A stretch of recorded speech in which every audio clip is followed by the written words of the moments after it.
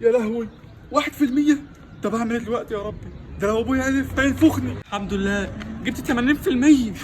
80% ازاي؟ يعني انا دلوقتي اكل على الاقل لوحدي؟ يا محمد جبت النتيجة؟ احنا الحمد لله وبلا فخر بلال جايب 82% وانا جبت 85%. 82% و85%؟ يا ولد المحظوظة، يعني الفاشلين كلهم نجحوا وانا اللي سقطت. طب اعمل ايه دلوقتي؟ ده لو ابويا عرف هينفخني. يا عم ما تقلقش، طالما واحد فينا ناجح فرحة النجاح هتنسى ابوك كل حاجة، ثق في كلامي.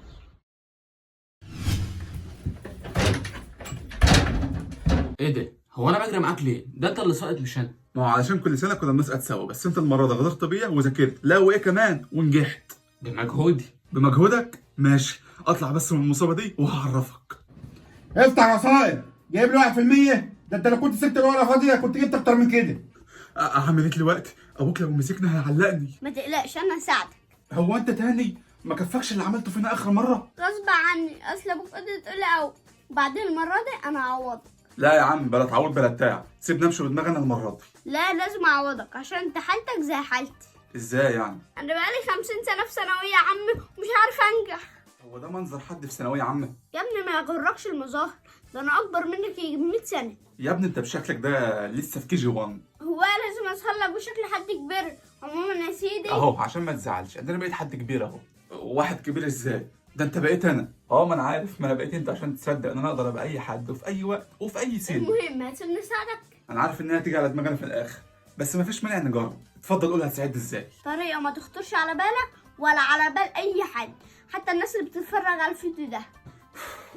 هتقول ولا امشي يا عم الغمض انت؟ على فكره انت بقى خلقك ده قوي، ما تهدى يا عم، ان الله مع الصابرين. ما هو كله منك، انا بقيت بتعالج بسببك. اخلص يا ابني قول هتعمل ايه. اهدى بس يا محمود ما تزهقش نفسك. انت مش شايف بيعمل ايه؟ هيشلني، انا بقيت بتعالج بسببه. بسبب انا؟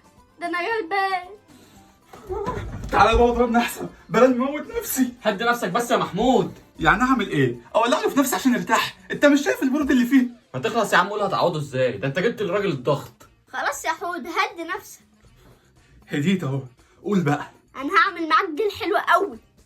ها اخلص. انا خليك انت اللي تروح تنجح نفسك، بس لو الحل اللي انت حليته تقدر تنجح بيه انا راضي. ده انت لو صدقت يا جدع تبقى عفريت عالمي. محمود صح، بفرقع بصوابعك عشان ترجع. طير انت. ايه ده؟ ده الورقه فاضيه، هنجح نفسي ازاي كده؟ امال انا كنت زعلان ليه؟ بس انا عندي حل احسن من ان انا انجح نفسي. جايب لي 1% فاشل يا صاير؟ ده انت لو كاتب اسمك على انا بس كنت جبت اكتر من كده. ده جزات اللي يذاكر من ورايا. ما اروح اشوف البهوات التانيين عملوا ايه. انا مش هاممني ان انتوا سقطتوا، انا كل اللي هاممني ازاي جبتوا -1%. والله يا بابا هنقعد السنة الجاية إن شاء الله. ده لو عشتوا للسنه الجايه.